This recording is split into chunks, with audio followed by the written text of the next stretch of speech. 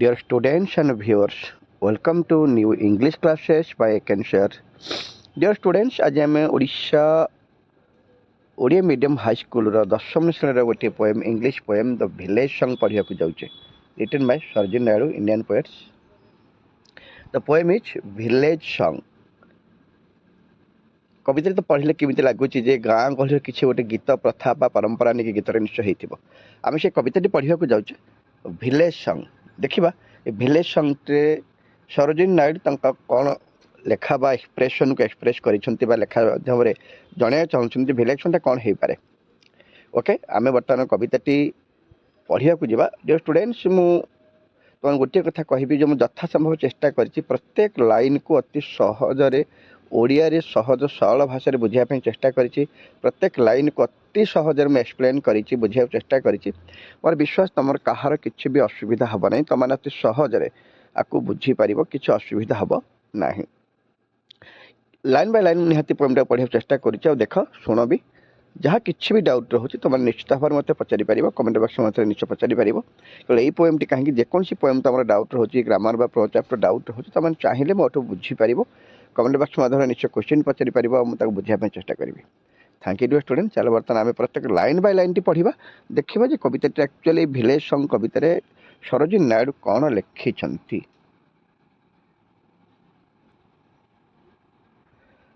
Honey child whither are you going? Whither means where. तुम्हें कुआड़े जाऊछ. Honey child बोले हनी तो नॉर्मली अर्थ बुझीचे आम मिठा बा महू अर्थ बुझी था. गोटे चाइल्ड केमती हनी पारे सतरे कौन गोटे चाइल्ड विषय कही कि ना. हनीर एक्जाक्टली गोटे मिनिंग अच्छी अट्राक्टिव वोमेन बा स्त्री लोक मानक हनी बोली कहुई पारे. डिक्शनरी मिनिंग रही जे अट्राक्टिव वोमेन मानक ब्यूटीफुल वोमेन मानक हनी बोली कहुए. बोधे से ही सेन्स व्यवहार कर honey child whither are you going. तुम्हें कुआड़े जाऊछ. अट्राक्टिव लेडी तुम्हें कुआड़े जाऊछ. Would you cast your jewels all to the breezes blowing. Would you cast your jewels फोपाड़ी दबा देदबा योर ज्वेल्स. तुम्हें तुमर सब रत्न अलंकार सबू कण ब्रिजेस शोकमूल पवन रे भसई दब कि फोपाड़ी दब कि. ए हनी चाइल्ड है अट्राक्टिव लेडी. तुम्हें तुम ये सब अलंकार को वेशभूषा पिंधि अलंकार को तुम्हें कौन यही सॉफ्ट विंड रे भसई दब कि फोपाड़ी दब कि. Would you leave the mother who on golden grain has fed you? Would you leave तुम्हें तमको छाड़ीदेव कि परित्याग करिब कि. द मदर से माँ को हु ऑन गोल्डन ग्रेन हाज फेड यू. यू मैंने यू क्या कह से गोल्डन हनी चाइल्ड को कह हु ऑन गोल्डन ग्रेन जी तुमको सुस्वादुयुक्त खाद्य खुआई. गोल्डन ग्रेन कहला कौन सोनार शस्य कहवा कि हाँ सुस्वादुयुक्त खाद्य कहीपर. जी तुमको केते सुसुंदर सुखाद्य खुई तुम्हें परित्याग करदेव कि लिव मान छाड़ीदेव परित्याग करदेव छाड़ी पलि जा. तुम्हें कौन तुम से माँ को छाड़ी चलीज कि जी तुमको अति सुखाद्य परिवेशन करते खाया देते तुमको खुआई. Would you grab the lover who is riding forth to wed you? Would you grab the lover? ग्राइव माने कहापाई दुखर कारण पालिबा. Grieve means to be the cause of sorrow. कहापाई गोटे दुखर कारण पाली जा. तुम्हें कौन दुखर कारण पाल्टिब कि द लवर से प्रेमिक को. Who is riding for to wed you जी कि घोड़ा चढ़ी आसुछंती वेड करबा. You means the honey child I mean a the attractive lady. हे अट्रैक्टिव लेडी तुम्हें कौन मन दुख कर कि मन भांगीदेव कि जे तुमको विवाह करने घोड़ा चढ़ी आसुछंती.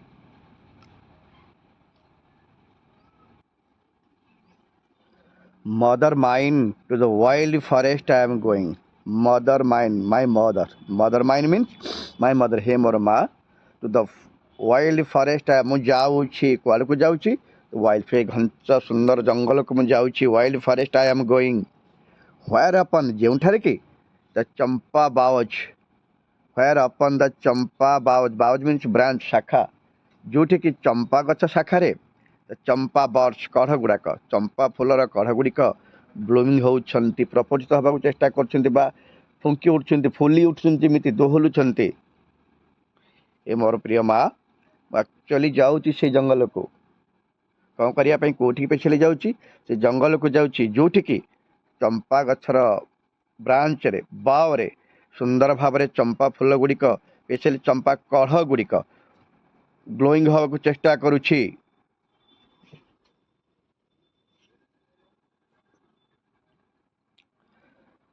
ଆଉ କୋଉଠିକି ଯିବ ବୋଲି ସେ କହୁଛନ୍ତି? To the koel haunted river isles, to the koel haunted river isles, ନଦୀ ପଠା, ରିଭର ଆଇଜେଲ୍ସ ନଦୀ ପଠା। କୋଇଲ ହଣ୍ଟେଡ୍ ଯେଉଁ ଜାଗାଟା କି ସଦାସର୍ବଦା କୋଇଲିର କୁହୁତାନରେ ପ୍ରତିଧ୍ୱନିତ ହେଉଛି, ସେଇ ନଦୀ ପଠାକୁ ଯିବାକୁ ଚାହୁଁଛି।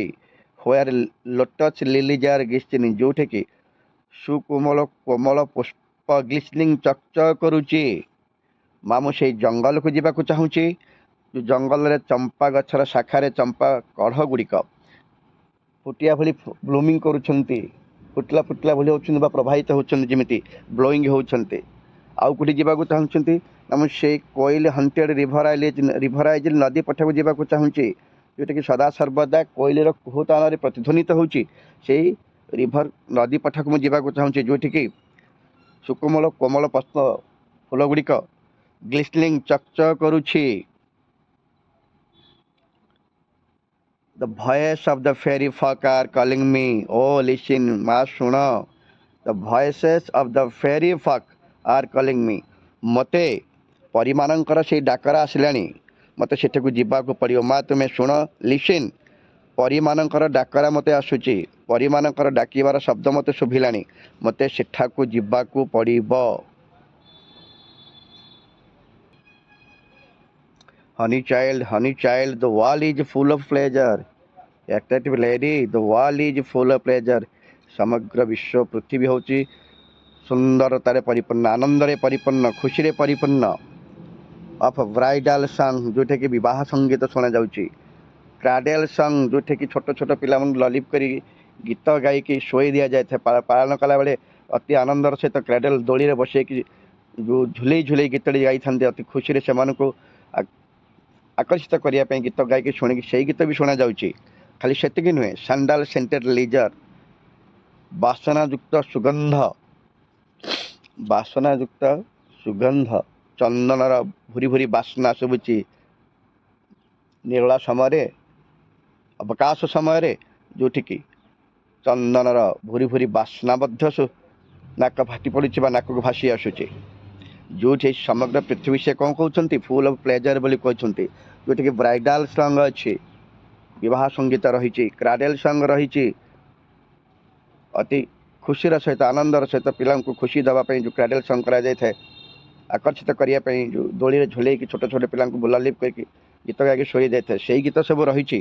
ଖାଲି ସେତିକି ନୁହଁ, ଯେଉଁଠି କ'ଣ ବି ରହିଛି ନା ସୁଗନ୍ଧଯୁକ୍ତ ଚନ୍ଦନର ଭୁରି ଭୁରି ବାସ୍ନା ମଧ୍ୟ ଅବକାଶ ସମୟରେ ମଧ୍ୟ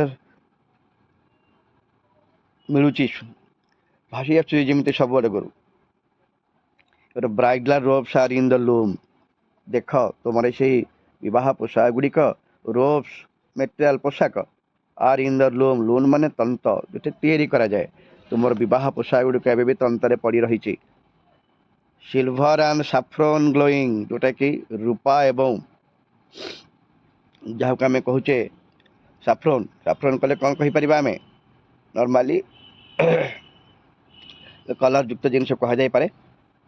silver and saffron glowing.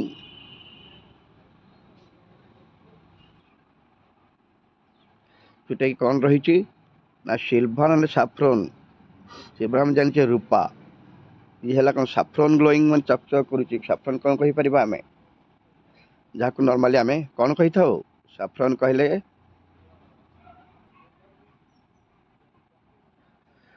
Normally saffron କହିଲେ ଆମେ କେଶର ଯୁକ୍ତ ବୋଲି କହିଥାଉ। ସେ ଗ୍ଲୋଇଂ ଚକଚକ କରୁଛି, ରୂପା ଆଉ କେଶରରେ ସେଗୁଡ଼ାକ ଚକଚକ କରୁଛି, ଯେମିତି ସେଇ କଲର୍ରେ ସବୁକିଛି ଚକଚକ ଯେମିତି କରୁଛି। Bridal cakes R on the head. ଆଉ ଏ ଦେଖ ଏପଟେ ତୁମର ସେ ବ୍ରାଇଡାଲ କେକ୍, ବିବାହ ପାଇଁ ତିଆରି କରାଯାଇଥିବା କେକ୍ ମଧ୍ୟ ଅନ୍ ଦ ହେଡ୍, ଚୁଲାରେ ବା ଉହ୍ନେରେ ସେମିତି ରହିଛି, ତିଆରି ଚାଲିଛି। ଓ ହ୍ୱେଦର ଆର୍ ଗୋଇଂ, ତୁମେ ଏଇ ସମୟରେ ଯାଉଛ କୁଆଡ଼େ?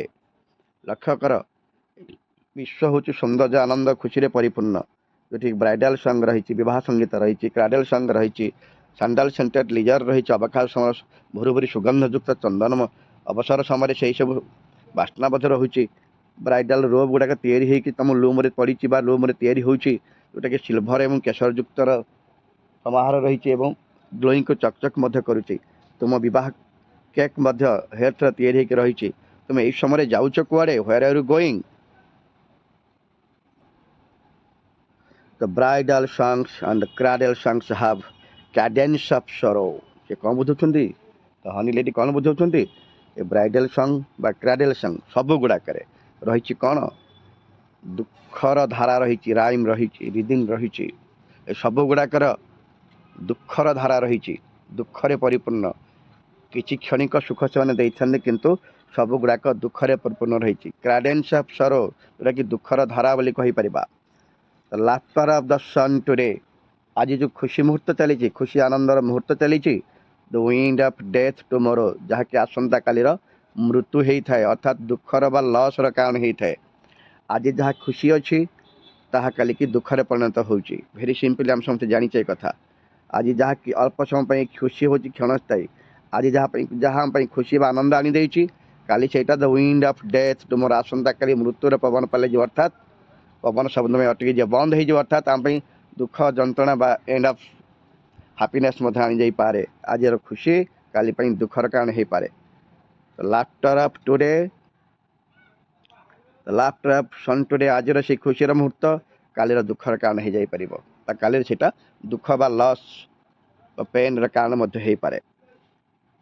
ଫାର୍ ସୁଇଟର ସାଉଣ୍ଡ ଦ ଫରେଷ୍ଟ ନୋଟ୍ସ, ବହୁତ ଆନନ୍ଦ ଲାଗୁଛି, ବହୁତ ଖୁସି ଲାଗୁଛି, ମନମୁଗ୍ଧକର, କର୍ଣ୍ଣକୁ ମଧ୍ୟ ବହୁତ ସୁହାଉଛି। କ'ଣ? The forest note, the nature music of nature. Forest notes means ପ୍ରକୃତିର ସଙ୍ଗୀତ ବା ଧ୍ୱନି, ପ୍ରକୃତିର ସଙ୍ଗୀତର ଧ୍ୱନି ଏମାନଙ୍କ ଠାରୁ ଅଧିକ ସୁଇଟର ବୋଲି ସେ ଆଡମିଟ୍ କରୁଛନ୍ତି। ସେ ବ୍ରାଇଡାଲ ସଙ୍ଗ ହୁଅନ୍ତୁ ବା କ୍ୟାଡେଲ ସଙ୍ଗ ହୁଅନ୍ତୁ, ସବୁଗୁଡ଼ାକ ହେଉଛି ଫୁଲ୍ ଅଫ୍ ସରୋ, କ୍ୟାଡେନ୍ସ ଅଫ୍ ସରୋ ବୋଲି ସେ କହିଦେଇଛନ୍ତି। ଏଥିରେ କିଛି ଟିକିଏ ବି କ୍ଷଣିକ ଖୁସି ଅଛି ସିନା, କିନ୍ତୁ ବାସ୍ତବରେ ଚିରସ୍ଥାୟୀ ଆନନ୍ଦ ଏଠି କିଛି ନାହିଁ। ସେ କ'ଣ କହୁଛନ୍ତି? ଯେ far sweeter sound of the forest note, ପ୍ରକୃତିର ସେ ସଙ୍ଗୀତ ବା ଧ୍ୱନି ବହୁତ ଆନନ୍ଦ ବା ଖୁସି ବା ପ୍ରେରଣାଦାୟକ ବା ଶାନ୍ତି ପ୍ରଦାୟକ। Where forest streams are falling, ଯେଉଁଠିକି ଦେଖାଯାଉଛି ଫରେଷ୍ଟର ଷ୍ଟ୍ରିମ୍ କୁଳୁକୁଳି ନାଦରେ ବହିଯାଉଛି ଝରଣା ଗୁଡ଼ିକ, ସେଇ ଶବ୍ଦ ଆଙ୍କଠାରୁ ବହୁତ ଅଧିକ। ସେ ଫରେଷ୍ଟ ନୋଟ୍ ହଉ, ଫଲିଂ ଅଫ୍ ଦ ଷ୍ଟ୍ରିମ୍ର ସାଉଣ୍ଡ ହଉ, କୁଳୁକୁଳୁ ନାଦ ହଉ, ଏସବୁ କିଛି ବ୍ରାଇଡାଲ ସଙ୍ଗ ଆଣ୍ଡ କ୍ରାଡେଲ ସଙ୍ଗ ଠାରୁ ବହୁତ ଉର୍ଦ୍ଧ୍ୱରେ। ସେମାନେ ଚିରସ୍ଥାୟୀ, ସେ କେବେ ବି ପରିବର୍ତ୍ତନ ହୁଅନ୍ତି ନାହିଁ, କିନ୍ତୁ ବ୍ରାଇଡାଲ ସଙ୍ଗ ଆଣ୍ଡ କ୍ରାଡେଲ ସଙ୍ଗ ଏତେ କ୍ଷଣସ୍ଥାୟୀ, ଇଏ ଚିରସ୍ଥାୟୀ ହେଇ ରହିପାରିବେ ନାହିଁ। କିଛି ସମୟ ଖୁସି ଦେଇକି ପରବର୍ତ୍ତୀ ସମୟ ଦୁଃଖ ଦେଇଥାନ୍ତି, କାରଣ ସେ କ୍ଲିୟର ମେନସନ୍ କରିଦେଲେ। The laughter of sons today, the wind of the tomorrow, ଅର୍ଥାତ୍ ଆଜିର ଯାହା ଖୁସି କାଲି ପାଇଁ ସେଇଟା ଦୁଃଖର ଡେଥର କାରଣ ହେଇଯାଉଛି। ତ ଏମାନେ ଚିରସ୍ଥାୟୀ ସବୁ କେହି ନୁହନ୍ତି। ଚିରସ୍ଥାୟୀ ତାହେଲେ କେଉଁଟା ହେଇପାରିବ? The sweeter sound of the forest, ଫରେଷ୍ଟର ସେଇ ସୁମଧୁର ସଙ୍ଗୀତ ଶବ୍ଦ ହିଁ ଚିରସ୍ଥାୟୀ। ଫରେଷ୍ଟ ନୋଟ୍ସ ବା ନେଚର ମ୍ୟୁଜିକ୍ ଚିରସ୍ଥାୟୀ ଆଉ ସଦାସର୍ବଦା ଗ୍ରହଣୀୟ ଆଉ ଆନନ୍ଦଦାୟକ ମଧ୍ୟ, ଯେଉଁଠିକି ଷ୍ଟ୍ରିମ୍ସ ମାନେ ଫଲିଂ ହେଉଛନ୍ତି, କୁଳୁକୁଳୁ ନାଦରେ ଝରଣା ବହିଯାଉଛି। ଓ mine mother I can't stay, ମୁଁ ରହିପାରିବି ନାହିଁ। ଦ ଫେରି ଫକ୍ ଆର୍ କଲିଂ, କାରଣ ମୋତେ ସେଇ ପରୀମାନଙ୍କର ଡାକରା ବାରମ୍ବାର ଶୁଭୁଛି। ମୁଁ ସେଠାକୁ ନ ଯାଇ ରହିପାରିବି, ଆଇ କ୍ୟାନ୍ଟ ଷ୍ଟେ, ମୁଁ ସେଠାକୁ ନ ଯାଇକି ରହିପାରିବି ନାହିଁ। କାରଣ ଫେରିମାନଙ୍କର କଲ୍ ମୋତେ ବାରମ୍ବାର ଆକର୍ଷିତ କରୁଛି, ମୁଁ ସେଠିକି ଯିବାକୁ ଚାହୁଁଛି। ମୁଁ ଏଠି କେବେ ରହିପାରିବି ନାହିଁ, କାରଣ ଏଇସବୁ ପାର୍ଥିବ ଖୁସି ମୁଁ ଦରକାର ନାହିଁ। ମୁଁ ଚିରନ୍ତନ ଖୁସି ପାଉଛି, ଯେଉଁଠିକି ମୁଁ କେବଳ ଫରେଷ୍ଟରେ ହିଁ ପାଇପାରିବି।